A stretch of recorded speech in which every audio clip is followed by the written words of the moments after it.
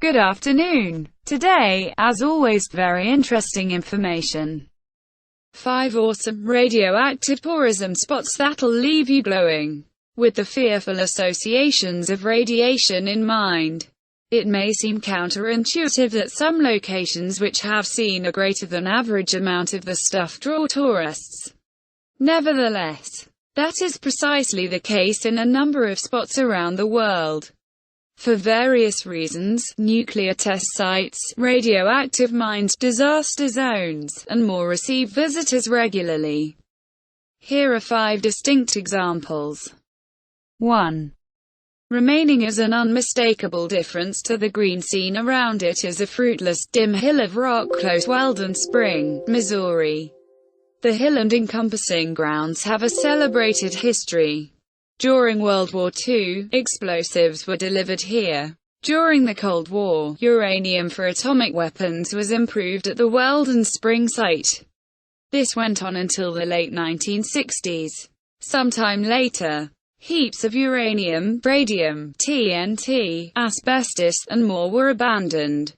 Eventually, the arrangement was to encase the radioactive and synthetic waste in a huge man-made slope.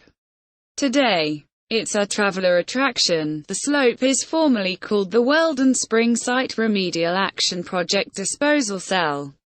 However, it is likewise alluded to as the Atomic Waste Adventure Trail.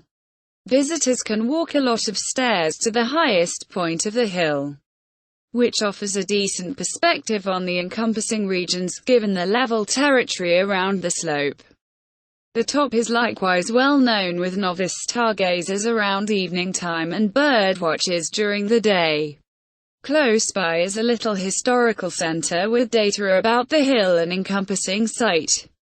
You may be alleviated to realize that more went into the removal cell's development than essentially covering a heap of atomic waste with rocks, according to 2 previous security watchers at the Weldon Spring site. A few guests are hesitant to climb the slope, given what's encased beneath. The way that literally nothing develops on the hill most likely doesn't rouse certainty, either. The absence of vegetation was particularly proposed by the slope's manufacturers. On the other hand, one of the gatekeepers noticed that he worked there for a long time and endured no evil impacts. 2. From 1956 to 1963, the British government led atomic bomb tests at Maralinga, a site in South Australia.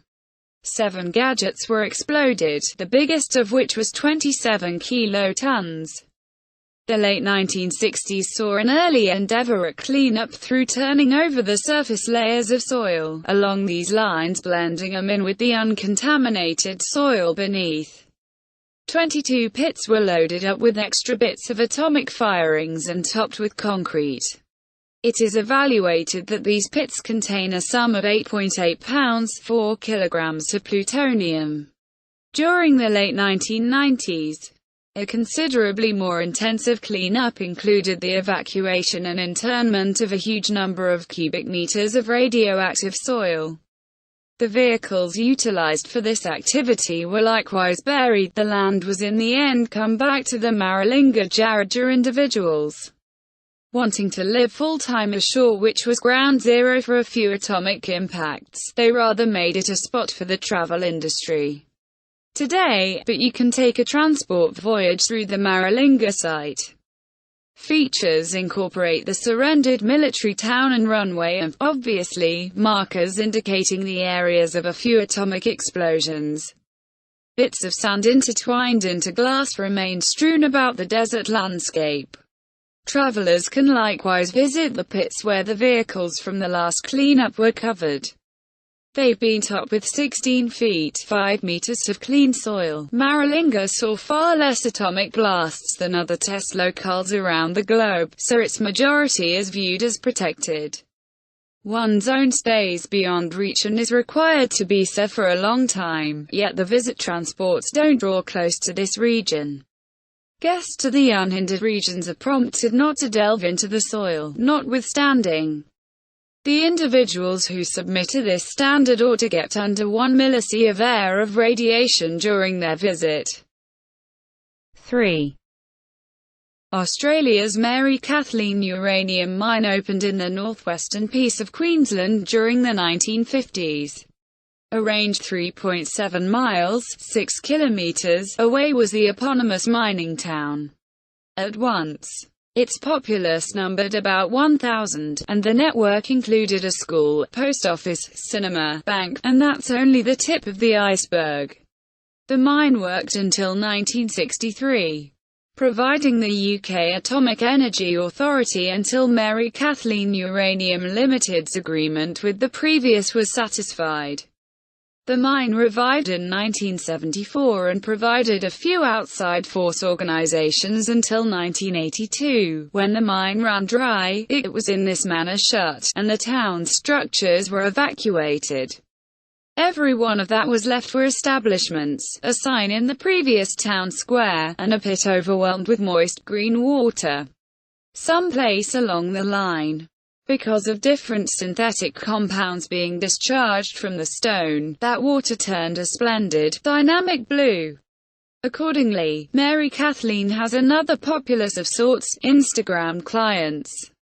Much like a correspondingly bright site close to Novosibirsk in Russia.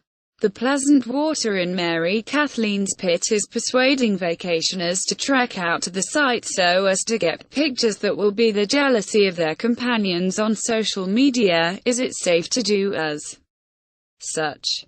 As per Dr. Gavin Mudd of the Royal Melbourne Institute of Technology, radiation levels at the site are higher than common foundation levels. However, for rolling out there for a couple of eye-wateringly purplish-blue selfies won't bring on any genuine radiological damage. No different. He encourages attempting to limit the time spent at the pit, and unquestionably don't swim in the water or drink any of it. The water's slight radioactivity aside, that blue shading is because of a soup of synthetic compounds that aren't suggested for ingestion. 4. In case you're a standard peruser of listverse, you most likely realize that vacationers can visit the Chernobyl exclusion zone, LV linked to, and take visits. The prevalence of the HBO miniseries Chernobyl has just expanded explorers' enthusiasm for the exclusion zone. Also, presently, vacationers can even go into the control room of Reactor 4. The site of choices that prompted the most exceedingly terrible atomic fiasco ever. In advance, Getter was restricted to cleanup laborers and the intermittent analyst or journalist. This isn't the very same thing as going for a stroll around Pripyat. Radiation levels in the control room are purportedly as much as multiple times higher than ordinary. Guests to the control room should wear hazardous material suits and modern boots. They can just remain for 5 minutes and must experience 2 radiation screenings afterward. This new journey alternative goes ahead the impact points of Ukraine announcing Chernobyl an official vacation spot in July. While visits absolutely happened before that, they hadn't been authoritatively approved. Around 85,000 individuals were accepted to have visited the exclusion zone for the year as of October 2019. Day voyages through the zone normally cost around $100. It's not satisfactory what a visit to Reactor 4's control room will cost. 5. Radon is broadly considered to an unsafe gas. It is dreary, unscented, bland, and radioactive. The U.S. Environmental Protection Agency and the World Health Organization see it as a cancer-causing agent. In spite of this, a few people swear that radon is a suitable treatment for specific conditions, for example, joint inflammation. Accordingly, various gives in and mines which individuals purposely enter so as to be presented to high centralizations of the gas exist the world over. One such area is the Free Enterprise Radon Health Mine in Boulder, Montana. The office started as a uranium mine in 1949 yet changed to offering radon treatment 3 years after the fact. Guests can drop 85 feet, 26 meters beneath the ground to unwind in the mine, breathing in radon-rich air. The temperature midpoint's 56 degrees Fahrenheit, 13 degrees Celsius. So comfortable apparel is a smart thought. Warmth lights are additionally accessible. In the event that one is claustrophobic, an over-the-ground inhalatorium can be got into which radon from 105 feet 32 meters underneath the surface is pumped. As far as most are concerned, you ought to preferably be presented to no radon. However, in the event that the level noticeable all around is beneath 4 picocuries per liter (PCI)L, activity doesn't really should be taken. Inside the Free Enterprise Radon Health Mine, you'll be presented to 1,700 PCI/L by and large. A commonplace run of radon treatment involves somewhere in the range of 30 and 60 hours in the mine across 10 days. Subscribe to the channel and click on the bell. See you soon, and don't be sick.